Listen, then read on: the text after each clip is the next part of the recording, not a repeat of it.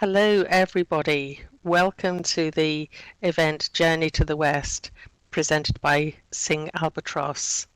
You'll need to have your music stream turned on after I talk so that you can hear him, and we're being filmed as well, so you'll be able to see it later on YouTube. Thank you to Chantal Harvey. It gives me great pleasure to introduce Chris Mooney Singh, known in Second Life as Singh Albatros. Great name. Today he will present Journey to the West, inspired by the ancient Chinese text featured at this year's Litfest.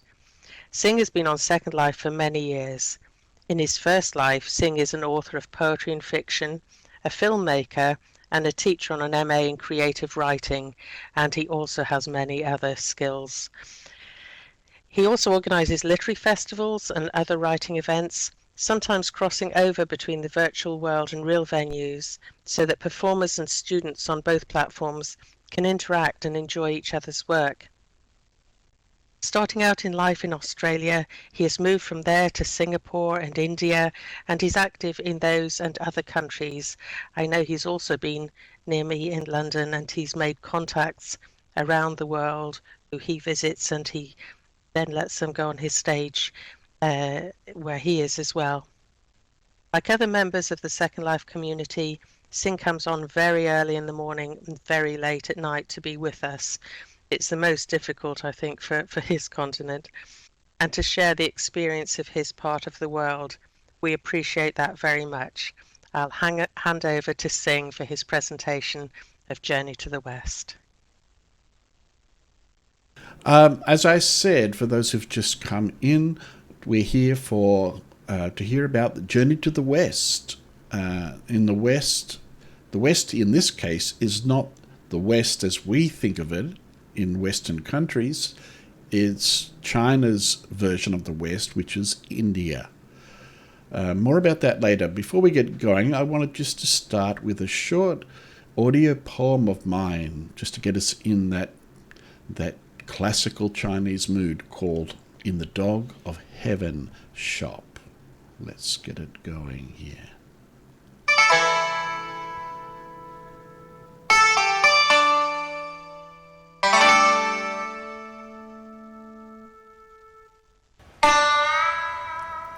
A 1,000 years stopped.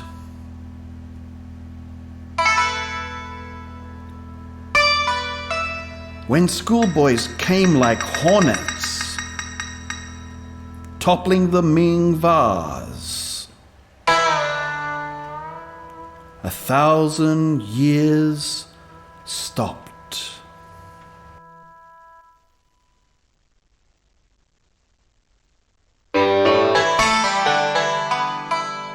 O doormat dragon, the tourists step on your head. Do they hear you snort? O doormat dragon,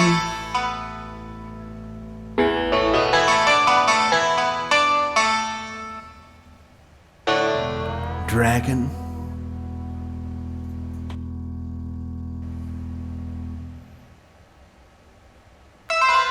When did grandfathers cut and glue their pigtails to these caps of silk? Grandfathers' pigtails.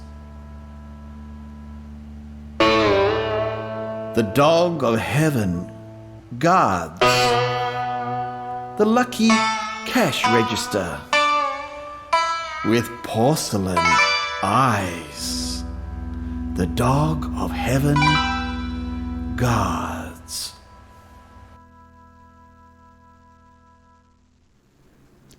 And that was a short poem called In the Dog of Heaven Shop.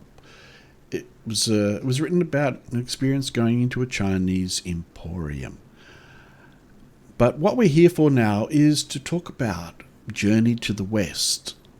I'm going to give a little introduction, and I'm then also going to play some more audio poems and stories, and also read an excerpt from a novel of mine that's set in Singapore and has kind of similar mythological Chinese resonances. So let's begin. So, Journey to the West goes back to the late Ming Dynasty. It's a novel from around 1592. It was written by Wu Cheng, and bad pronunciation, I apologize, but best I can do. It's loosely based on the famous pilgrimage of Xuanshang, which happened kind of 1,000 years earlier. And it's a true story of the going to seek Buddhist scriptures, sutras from India. So, Journey to the West, also kind of friendly way, is often referred to as Monkey, because the Monkey King is one of the central characters, if not the central character in this whole piece. It's really the most popular, I think, and most enduring work of East Asian literature. It's written in Chinese vernacular prose, and it's interspersed with poetry, and it deals with gods and demons and Chinese mythology, fantasy, and above all, it's an adventure story. So it's loosely based, as I said, on this actual journey of this monk Huanshang in the 7th century. He crosses the desert wastes of Chinese Central Asia to get to India, and in the novel that's really equated with paradise. It's the home of Buddhism, and the mission is to collect those Buddhist texts and so on. So although the hero would seem to be the monk, it's really Monkey's sarcasm, his humour, his wit, his exuberance, that together with the dynamism of the many different characters still captivates us, I believe. So over the centuries and up until even today, it has spawned so many forms of illustrated woodblock printed books, ceramic artwork, shadow puppetry, paper cuts, children's toys, dramas, operas, as well as modern comics and animated films and television that rely heavily on CG effects. I think that in the day of virtual worlds, Monkey, or The Journey to the West, is a great text that we can depict in 3D. So, and as far as the philosophy of the book is concerned, it's a syncretism of Taoism, Buddhism, and Confucianism. They kind of coexist in the same cosmological universe in this book. It sounds like it's getting very heavy, but actually this is a very allegorical and enjoyable, easy to follow story, as you're going to hear it a little bit shortly. And these philosophies do underpin classical Chinese literature as well. Now, there are some parallels. If we have time, we can explore it a bit. I have a piece that may help us with that. Parallels between the Monkey King's story, Journey to the West, and the Ramayana, because in the Ramayana, the Indian epic where Rama goes in, to get his wife Sita back from Lanka, the Ravana, the 10-headed demon who steals her, if you can steal, that's not a right word for another human being, but who abducts Sita. And in that story, Hanuman, the monkey god in the Indian mythology, is very closely related, I think, to this story. So there are definitely overlaps in Asian literature and mythology. So who are the main characters? I'm going to run through a few slides, try to do it slowly because I realize that we're on stream, so we're a little bit lagged when it comes to, doing the visuals, but I will take it slowly. So we have basically 5 characters. There's the name of the monk, first of all. Let's call him, in the book he's called Tan San Shang. He rides upon a horse, and his protector companions are Sun Wukong, who is monkey, and let's see if we can skip through a little bit here. I've just put onto the screen a list of their names. So we have Tan San Shang, also known as Tripitaka, which is his name in Sanskrit, and Sun Wukong, Monkey King. We have Zhu Bajie, Pigsy, and Sha Wujing, Sandy. These two secondary characters are kind of ex-general demons who have been kicked out of heaven for various transgressions, as Monkey himself was at the beginning, in the early opening chapters of the book. And then our other final character is Yulong, the dragon horse. Now, interesting that this particular horse is actually not a horse, but he is a dragon who ate the monk's original horse and felt bad for doing so, and so he transforms himself into a horse for the course of this story. So they have lots of trials and tribulations, and that forms the narrative of the story, which is said to span about 14 years, though really only about 11 really are kind of accounted for in the novel. So while we're here, I'm going to play for you a poem that I wrote called Monkey Goes West, and I wrote it specially for this program. It's an audioscape poem, so let's have a listen, and I will also flick through the slides as we go.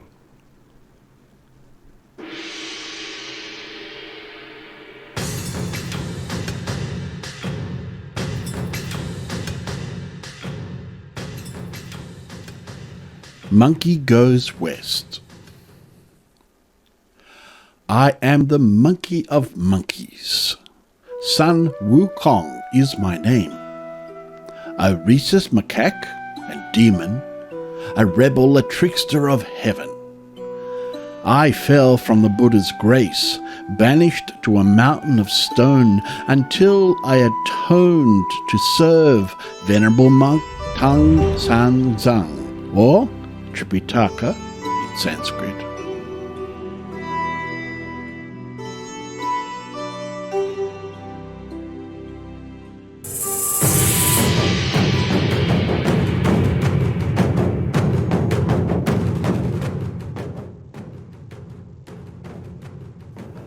I'm known for amazing strength, an original superhero, or am I a thug in a robe?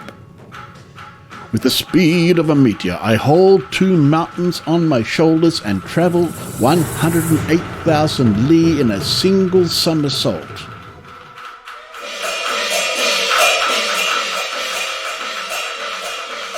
I also control the weather and fix anyone on the spot with one whip of my tail.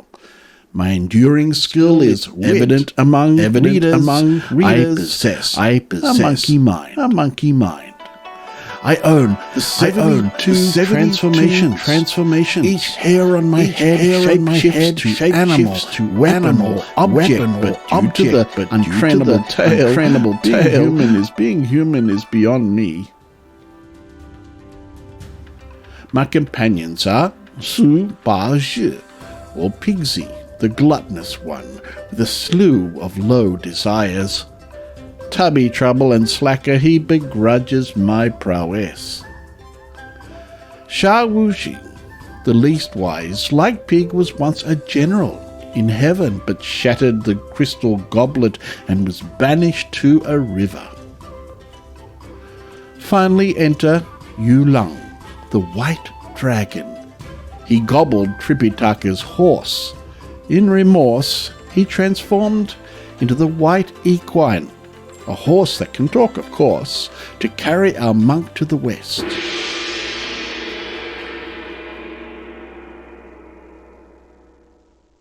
Yulong, fearful of danger, runs off when things get scary.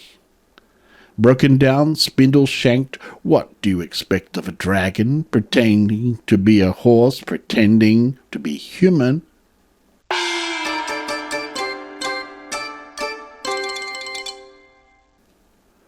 Such is our freak crew. We thrive on escapades against the sovereign of chaos, the tiger, the bear, the buffalo, black wind and yellow wind demons, scorpion, demoness and red boy, spider women, iron fan, princess. Some say these are charlatan politicians, Confucian bureaucrats. The list goes on and on for 100 chapters, prose spliced with poems. Why us, you ask? We're outlaws, loud and venal. Sandy is a stout ogre and Pigsy's a slouch, and yet we were all recruited by Kuan Yin, Bodhisattva Perpetual, the compassionate one. She saw something in us.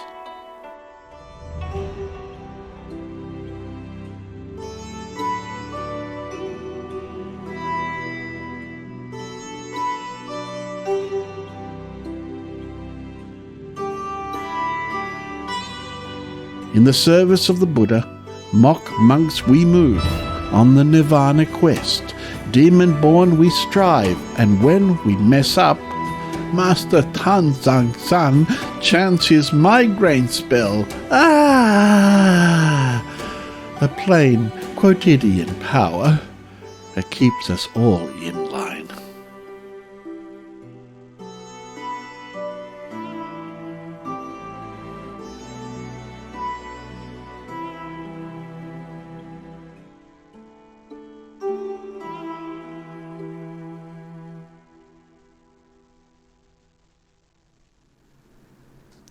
So, that was a little poetic dramatis personae of this story.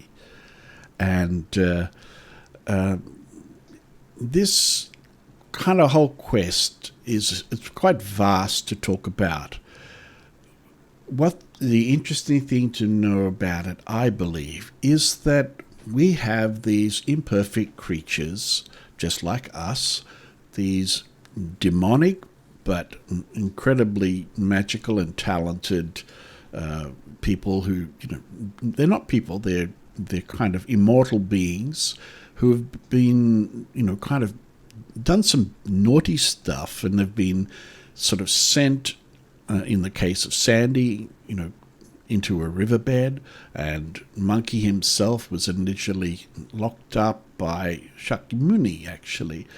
The actual physical Buddha that we refer to as Gautama Buddha, after no one else could do the job because he was creating too much havoc in the cosmos, and Pigsy and so on. So these characters are selected through the grace of the Bodhisattva Kuan Yin, the goddess of compassion, to be protectors of Tan San Shang on this quest to go and get these Buddhist sutras. So the whole course of the story is about redemption, I guess, finding ways to kind of go beyond their lower demonic natures to become enlightened beings eventually. So what I want to share with you now is an excerpt from an earlier part of the novel, chapter 2 in fact, before really we get to know much about the quest as such. But what I wanted to share with you is a little portrait of the central character, Monkey. So this really is about his encounter with a demon, and it'll give us a little background. Here we go. As the handsome Monkey King stood gazing in silence at this view, he heard voices. When he went down the mountainside to look, he found the cave in the belly of the water facing the cliff.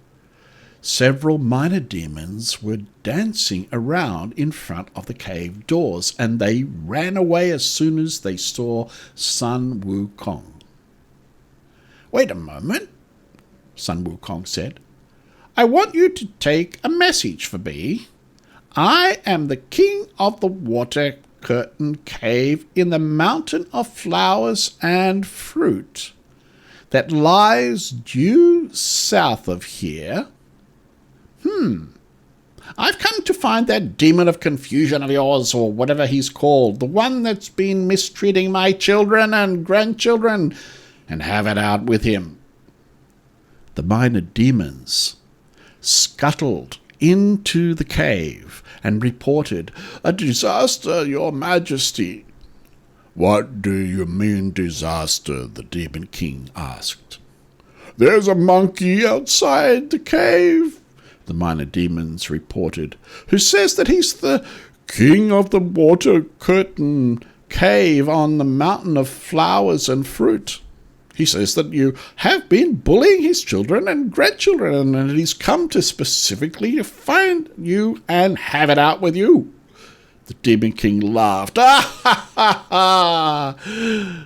These monkey devils are always going on about a king of theirs who renounced the world to cultivate his conduct. I suppose it must be him who's here now. Did you see how he was dressed, or what weapons he was carrying?" "He hasn't any weapons. He's bareheaded, and he's wearing a red gown belted with a yellow silver sash and a pair of black boots. He isn't dressed like a monk or a layman or an immortal. He's bare-handed and empty-fisted, and he's standing outside the doors yelling." "Bring me my armor and weapons," said the Demon King as he heard this. The minor demons produced them at once, and when he had donned his armor, he went out of the door with all his demons, his sword in hand. "Who is this king of the water curtain cave?" he roared. Sun Wukong took a quick look at him and saw on his head he wore a dark golden helmet, glistening in the sun. On his body he wore a black silk gown flapping in the breeze. Below that he wore black metal armor girt with a leather belt.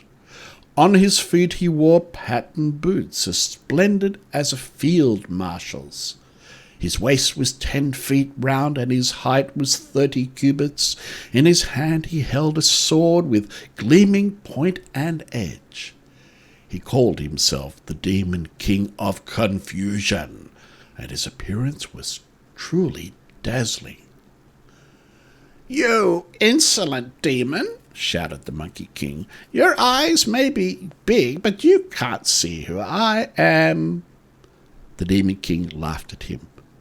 "You don't even stand 4 feet from the ground. You're still in your 20s, and you've got no weapon in your hand. What sort of mad courage makes you challenge me to a fight?" said the Demon King. "You insolent demon," retorted Sun Wukong. "How blind you are! You may think I'm small, but I can grow easily enough. You may think I'm unarmed, but I can pull the moon down from the sky with my 2 hands. Don't worry, old Sun Wukong will sock you one." Sun Wukong gave a jump and leapt into the air, taking a swing at his face.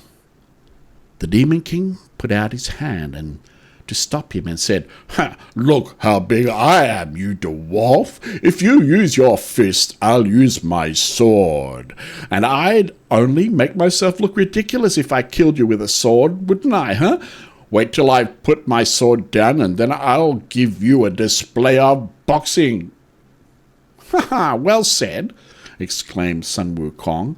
"Spoken like a man. Come on, then. Give it up." The Demon King dropped his guard to punch, throwing his fist forward, and Sun Wukong rushed in towards him, punching and kicking back. When he spread out his hand, it was enormous. And when he clenched his fist, it was very hard. Sun Wukong hit the demon in the ribs, kicked his backside, smashed several of his joints. The Demon King seized his steel sword that was as big as a plank and swung it at Sun Wukong's skull. Sun Wukong dodged the blow, and the sword only split air. Seeing how ugly the Demon King had turned, Sun Wukong used his magic art of getting extra bodies. He started to pull out one of his hairs, popped it in his mouth, chewed it up, and blew it out into the air, shouting, "Change!" It turned into 200 or 300 little monkeys, who all crowded round him. Sun Wukong now had an immortal body, and there was no magic transformation of which he was not capable.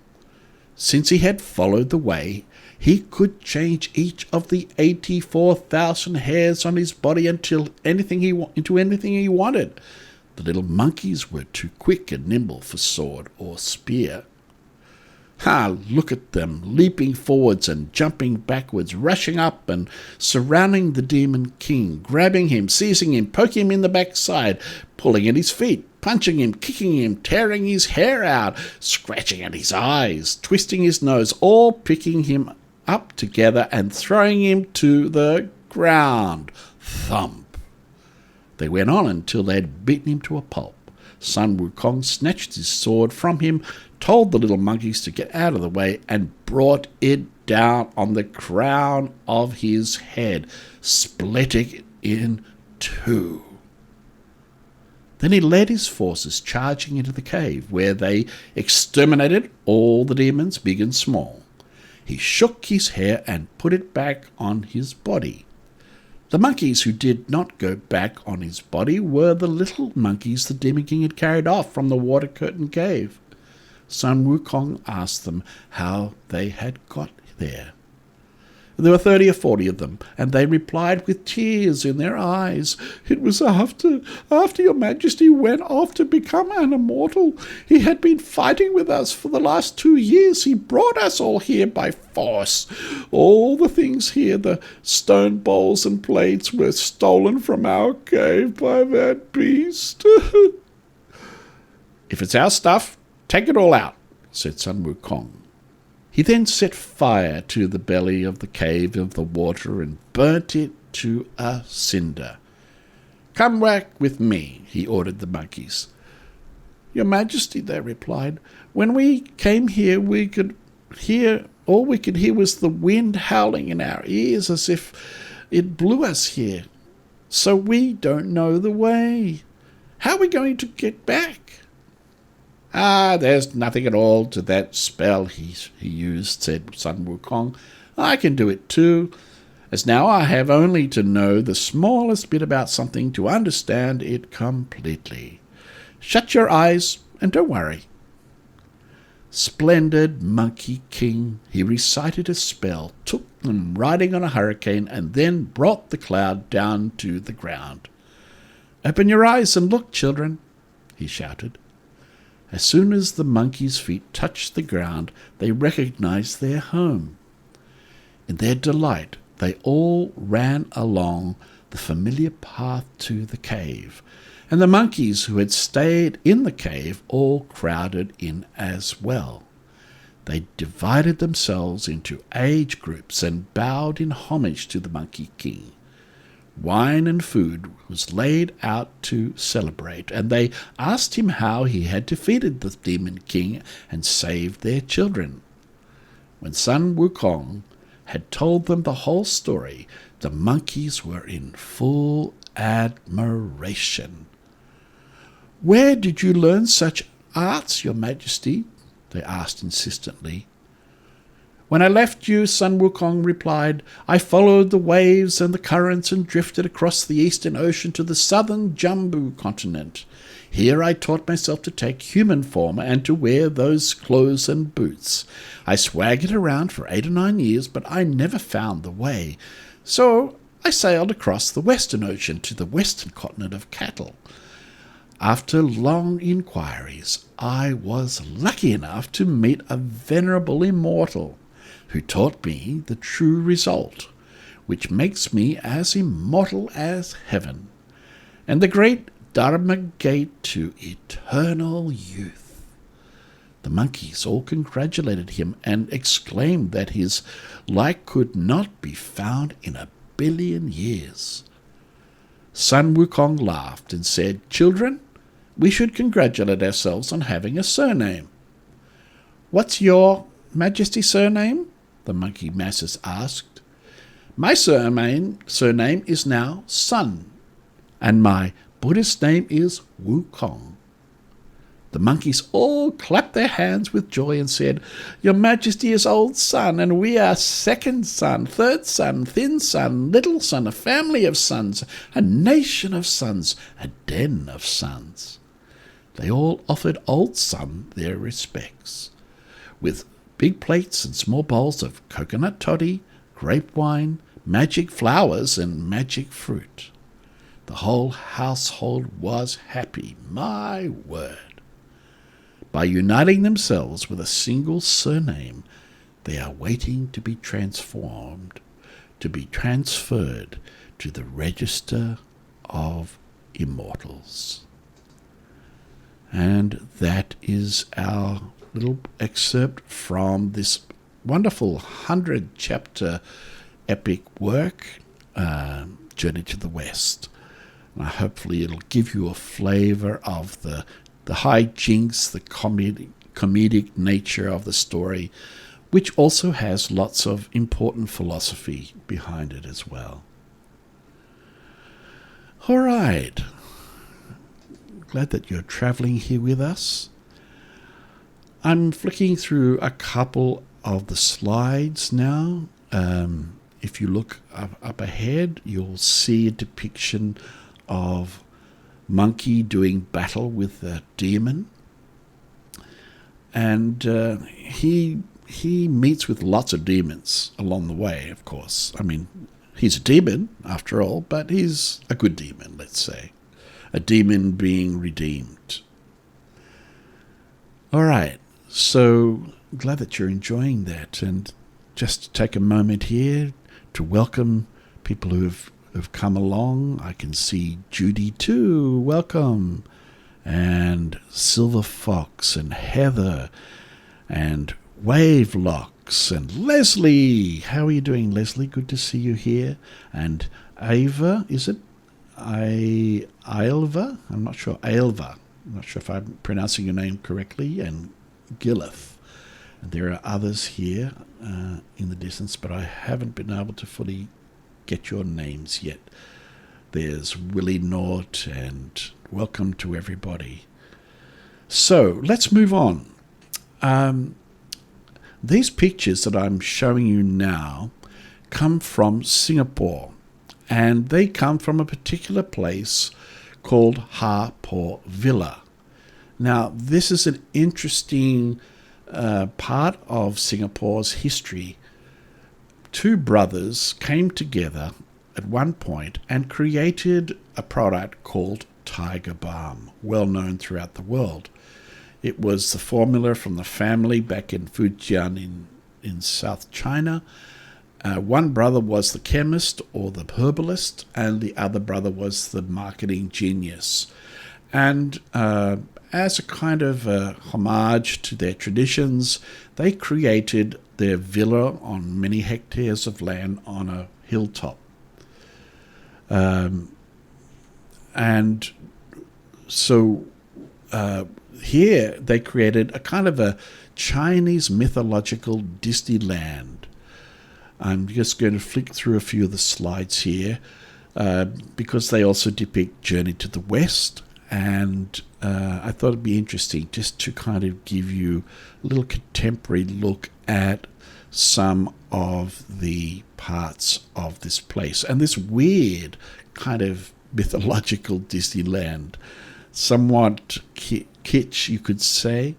Some of it is mythological, some of it is just fantastical, incredibly weird, like this creature, this man-headed crab. if you can see that. So we have other animal creatures, like this face-off between two crickets and an elephant versus another creature. What is that creature? It's maybe a hippo or something like that. Then we have frolicking bare-breasted mermaids. All this is created in ceramic-type sculpture. Hopefully I'm not flicking too quickly, that you get a chance to see, because my voice is a little bit lagged to when I click on the slides. And here we have a fish or a turtle man who's having a conversation with Fish Girl from one of the mythological tales. And the frescoes of these stories are depicted here at Ha Po Villa. Ha and Po are the combined names of the two brothers. Now this one is just not mythological, and somebody using an old-fashioned telephone, a badger and a reindeer looking on with a turtle coming up with a cup of tea. Work that one out. It's quite a fun place and quite strange. Now, one of the stranger parts of this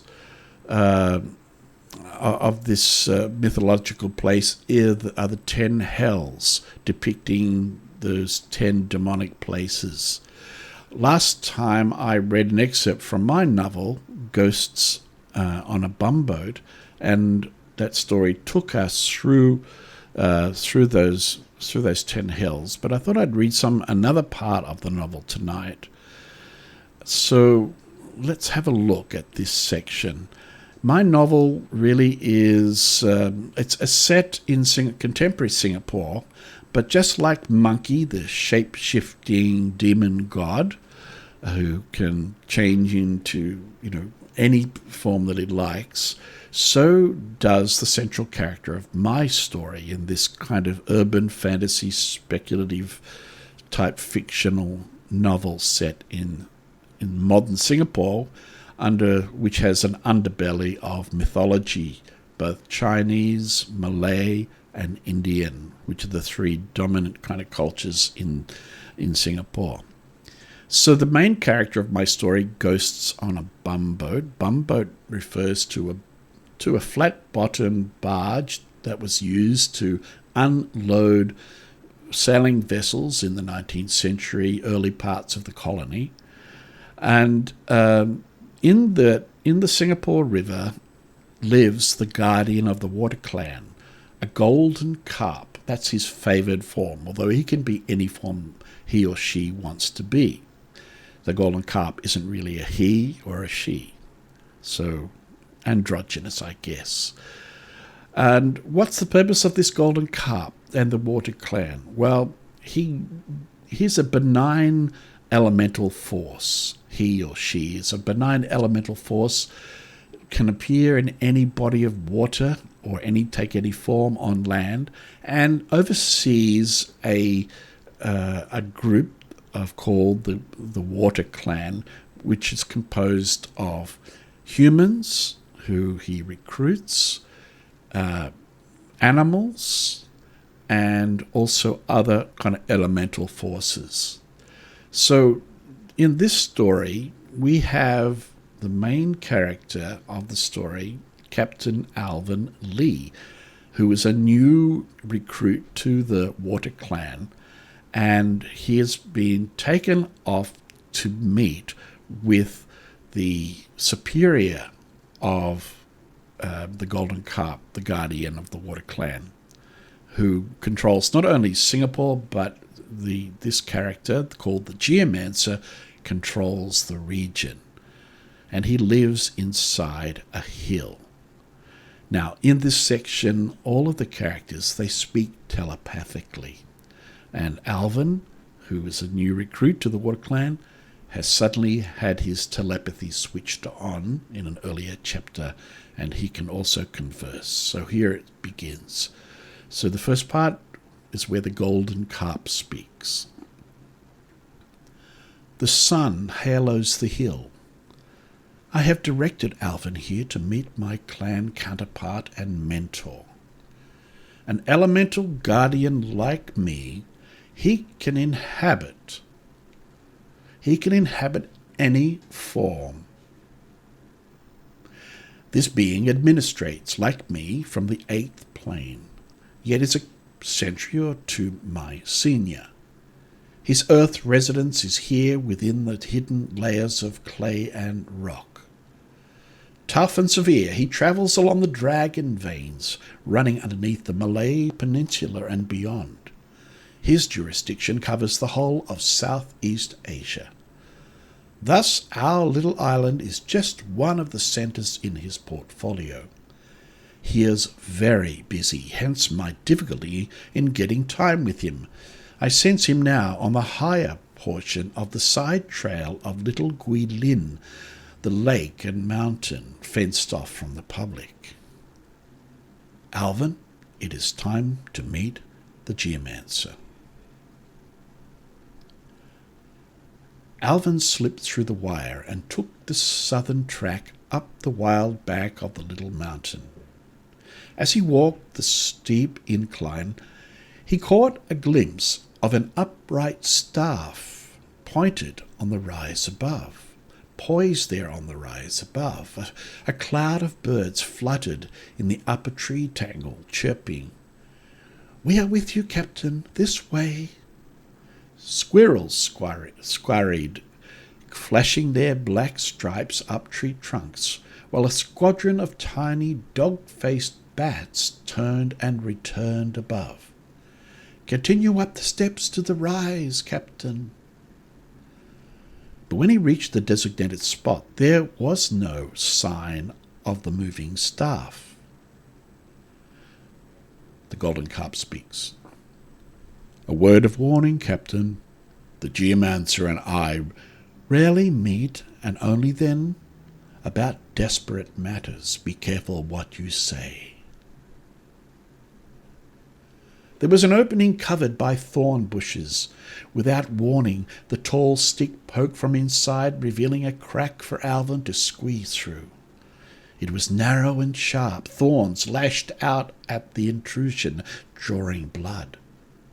Nevertheless, he crawled down the small entranceway, open to a bigger chamber, tall enough for him to stand upright. He felt stings of pain on his arms and shoulders, and instinctively tried to see the places where thorns had broken skin. And then the walking staff standing at the other end of the entrance. He could now see that it had been a gnarled knob at the top end with a metallic stop at the other. It struck 3 times on the ground. The knob end pointed forward for Alvin to follow. He had to bend to keep up, passing through a limestone funnel into the belly of the hill. They reached a cavern where stalagmites and stalactites ascended and descended like the teeth of some prehistoric saurian along the sides of an underground trickle leading to a pool. This was the source of Little Guilin Lake. He began to wonder why he was here, but seeing the flash of the golden carp in the water made him feel relief. After hearing the golden carp guardian talk with considerable awe, even fear of the geomancer, he truly wondered what someone like himself had to offer in the circumstances. The prospect of meeting a leader of the elemental clan was a lot to take in, and Alvin thought it was safe to say nothing and just to listen hard. Nevertheless, it was very strange to see the walking stick standing upright as if supported by an unseen hand before the pool. The golden carp was also here. It leapt up out of the water, then resumed moving in figure-8 patterns. To Alvin's surprise, he could now hear the end of the stick moving backwards and forwards, as if a person was pacing there, and more importantly, the stick was conversing to the guardian. He pushed away the feeling of being a guilty child listening in on the grown-ups, but curiosity got the better of him, so he took a step closer to the edge of the pool. The carp swam close by, fins and tails stationary in the current. The guardian, too, was waiting to be spoken to. When did we last meet? After 1969, the national riots, Venerable One. Ah, not so long ago. Your interventions saved lives. We are still in your debt. I heard that you wanted to see me. About what? A change of department? A higher post? I would never presume. You have been designated control of this island. Can't you manage your assignment? Why drag me into it? Venerable Geomancer, I don't want to waste your time, but we are faced with an emergency that could spread to the peninsula. We must quarantine it. And who is this? Captain Alvin Lee, a new Grade 2 water clansman. The case in hand involves him. Alvin bows his head. The wooden staff, which had been doodling some pattern in the dirt, stops and rubs it out. Then it bangs the metal stop hard on the ground twice in quick succession. All right, hurry up. Tell me what you want. A headless ghost has cursed a foreigner who is now in hospital. According to Water Clansman Regulation G/223, this old soul comes under our mutual Ven jurisdiction. The aggrieved ghost has threatened to unleash the demonic energies beyond Hungry Ghost Month. Presently, I am busy, Guardian, with the internal dislodgements within the geomorphic layers causing tsunamis. But, Venerable One, the ancient dead have no place to rest their bones. The headless shaman could break open the hell gates. He aims to create a chaotic causeway stretching from the ghostly wards all through Southeast Asia. I see. The hungry hordes will bring about such mental imbalance that mortals will begin to murder, rape, and commit atrocities against each other. An opening here will feed to your jurisdiction and then beyond. I was hoping that it wouldn't come to this, Guardian. Time is pressing, Venerable Geomancer. I must reset the disturbed chi lines, Guardian. After you have done with this headless chap, you need to whisper into the ear of the great leader to minimize all this uprooting and reclamation, plus this crisscrossing of massive railway transit tunneling on your corporation island, which is affecting the chi lines of the whole region. Yes, Venerable One, those in charge are indeed putting a timestamp on the region's future. We have to work within set parameters. Human actions may topple us all. We are fighting with one hand tied behind our back. Yes, Geomancer. As always, Guardian of the Water Clan, you are doing well. I am impressed with your general administrative approach, including this new recruitment policy and way of deploying clan associates to get the jobs done. The Geomancer's staff points at Alvin. Send me some of your recent cases to study. We will try to replicate your approach. In fact, I will speak with the Sumatran Guardian. Perhaps a joint-pronged attack can address the deforestation issues and regional haze pollution once and for all. He needs more effective clan workers on the ground. Thank you, Geomancer. I will send them along. Once more, we are in your debt. The staff draws an octagon. With it, the old outline of Singapore lights up. He further reveals chi lines that interlink the original Hindu and Buddhist temples not found on any modern chart. The light grid expands beyond Singapore to original homelands, from whence the earliest migrations came in past centuries. Guardian, these nodes intersect with the region. I will recalibrate the the energy lines, and I can only hold the grid in place for one night. You must marshal your forces quickly. That is your job, and maybe his. Alvin was glad to have been acknowledged. Perhaps there was a real purpose in his being included in this strategy or planning session. Thank you, Venerable One. We will not disappoint you. I and the captain will always stay in close contact. We will put your plan into action. Enough! The guardian of the water clan leaps once more in a flourishing fishtail salute as Alvin bows. Go, that way. The staff points with its metal end. Downstream. Light issues from the end of the stick, revealing a small bridge. Alvin crosses. The trail brings him out at a lower point of the mountain. And that was an excerpt from Ghosts on a Bumboat. It's a novel that's still to be published, but contemporary, but full of myth and weird stuff, let's say. I hope you enjoyed it. So, I wanted to also share with you one or two other short pieces, returning to our monkey theme. I should mention that Singh Albatros was born in the year of the monkey. I'm sure there are other monkeys amongst the audience, like Monkey Cat. So you'll enjoy this next piece, which is a poem that looks at that kind of relationship with the Indian monkey, the Hanuman monkey, let's say. And this is called Monkey Tales. It's a series of short little separate flash fictions, let's put it that way. Here we go. Monkey Matters by Chris Mooney Singh.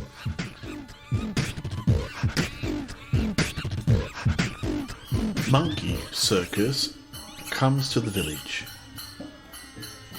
Collared on string leads, the charade began. Husband sat on a can. Wife complained in monkey tongue.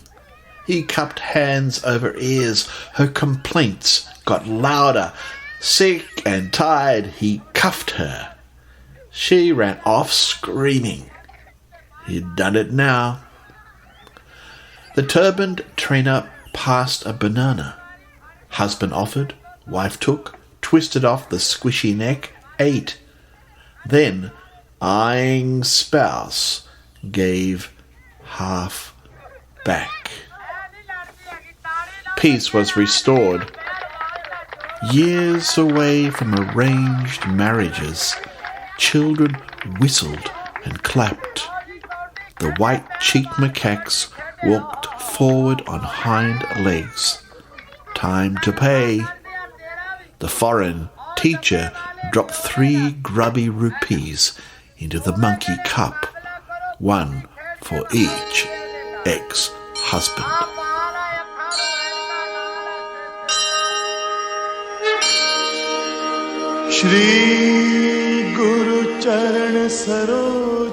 Interview with the Simian God. The Bolly Buzz reporter came for an exclusive interview with the baby Hanuman, a chubby 6-year-old. What do you like about portraying a monkey god? Doing the flying stunts and fighting evil. What do school friends say? They ask about the show. Some call me as Hanuman only. Do you have a Hanuman doll? No, but we keep an idol of Hanumanji in our house and pray. Do you watch the show at home? No, sir. I play with my cars and on PlayStation. The makeup artist painted on the red circle, suggesting a monkey mouth. Then the little god left for the shoot.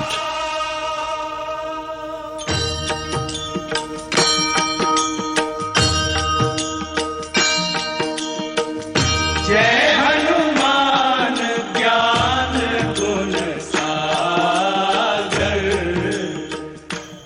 a monkey's tail.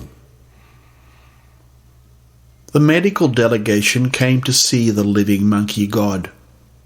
Born with a 33-centimetre tail, the spina bifida man had become a rare object of devotion. He monkeyed about and gobbled bananas. Believers touched his exposed stump to get healed. One foreign doctor offered to remove it. "No," he said, "it is Lord Hanuman's blessing." Meanwhile, 20 women had rejected him. "I will only marry she who loves my tail. Otherwise I will stay bachelor like Hanumanji." Next, someone mentioned Spider Davy in Bangalore, the girl child with 4 arms and 4 legs. The eminent delegation rushed to catch their flight.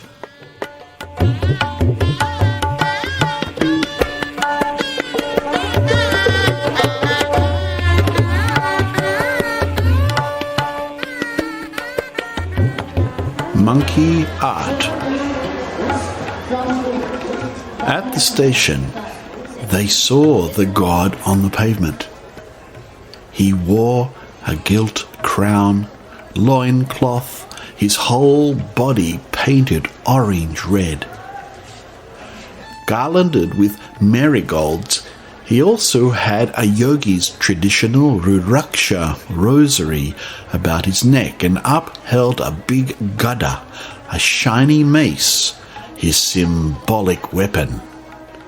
That would have been a marvellous feat of strength had the club not been papier-mâché. Thus the divine idol stood unblinkingly, waiting for passers-by to drop money in his bowl. Then some cynic walked up and eyeballed him. The mischievous god gave a sudden primate bark, and the unbeliever ran for his life.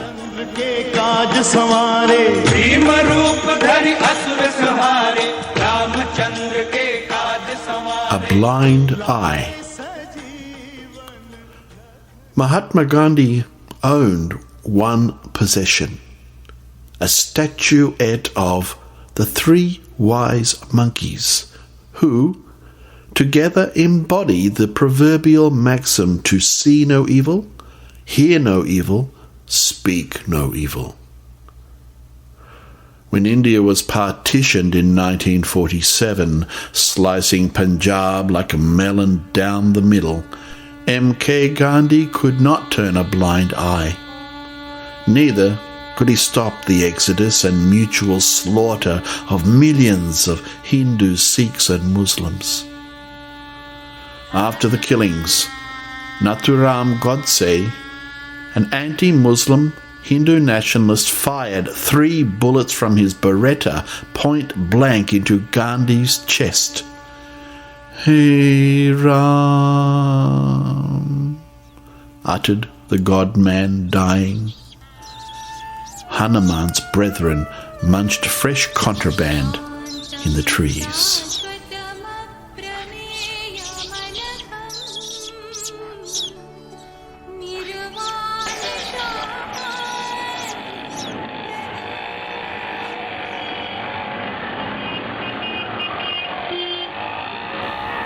The US President and the City of Monkeys. When Barack Obama came to Delhi, everyone went on primate alert. Already, the deputy mayor attacked on his balcony had fallen to his death. Delhi police risked monkey uprisings, vowing to sacrifice their lives for the nation's prestige. Monkey catchers came out in force, baiting cages with bananas. Public boulevards were patrolled by gypsy jeeps. The Black Cat squads had anti-insurgent strategies in place. But the government's secret weapon, and the macaque's jungle rival, lanky langur monkeys, unleashed by handlers, were set roaming around the president's walled residence. Meanwhile, special prayers were offered in the temples, appealing to Lord Hanuman to keep the peace.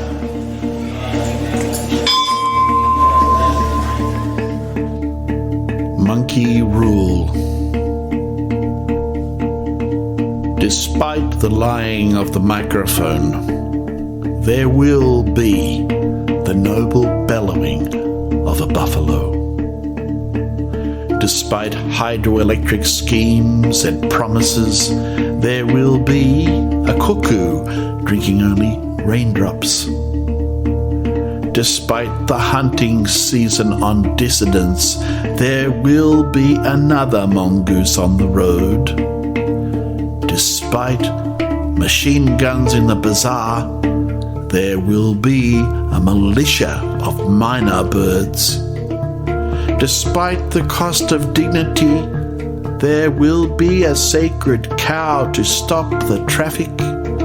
Despite the lure of the city, the night deer will dance in the wheat field.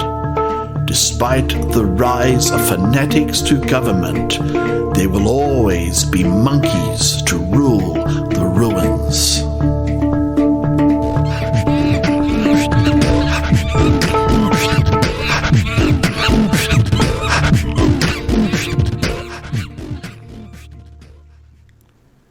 Indeed, there will always be monkeys to rule the ruins. Hence my homage to the noble monkey. And whether they're from China or India, the great monkey gods of our stories, like Journey to the West, have stuck in our minds. And it's been a real pleasure to be able to share some of these allegorical and mythological stories and my own personal attempts. I want to finish the program with a piece which also comes from the Chinese tradition. It relates to that phase of time called the Autumn Moon Festival, which is coming soon. Now, this is a time when a particular sweetmeat is created. It has some history behind it, both mythological as well as political, going back to post-Tang period times. And the story that we're talking about here, this particular sweetmeat is called a moon cake. So I'm just going to play this as a signing off, and it's very short. Let's just go with it. Let's say it celebrates poetry and story making. Holding the moon here in my hand. The legends are always about politics and sex. Like Lady Erd, who swam away to the moon to cool the anger of her emperor husband.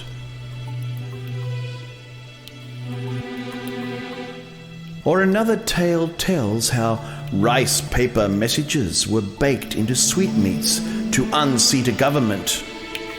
Yes, Mr. President of the Republic, people still offer mooncakes in autumn.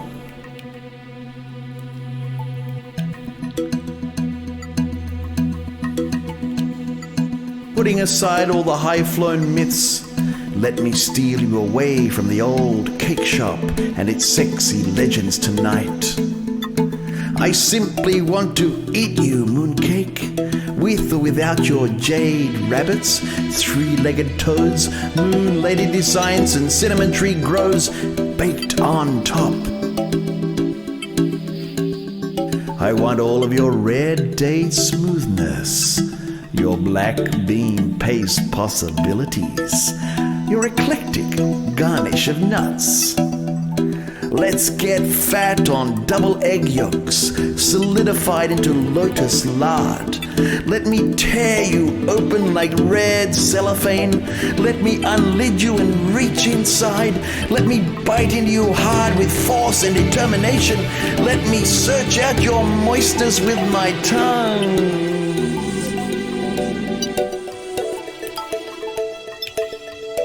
Now, all that matters is the poetry of the night. Holding the moon